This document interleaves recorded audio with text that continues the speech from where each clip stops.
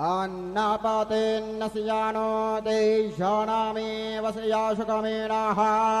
प्रपरदातारन्दारिख उवरजान्नो देहितविपदे चातुखपदे चतुष्कोणमण्डलं कृत्वा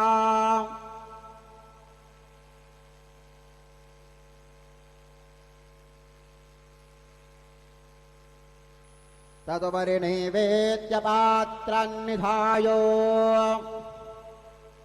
गायत्रीमन्त्रेण पात्रान् सम्प्रोक्ष धेनवाः अमृते कृत्या सत्यन्त्वरतेन परिषिञ्जामि नैवेद्यं निवेदयामि ॐ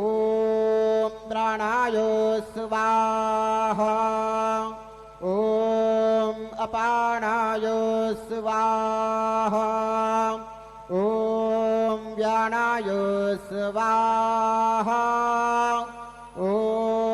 उदानाय स्वाहा ॐ समानाय स्वाहा ॐ ब्रह्मणे नमः नैवेद्यमध्ये पानीयं समर्पयामि पुनर्नैवेद्यं निवेदयामि ॐ प्राणाय स्वाहा ॐ अपानाय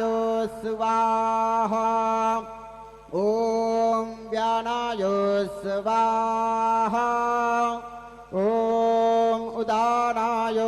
स्वाहा ॐ समानाय स्वाहा ॐ ब्रह्मणे नमः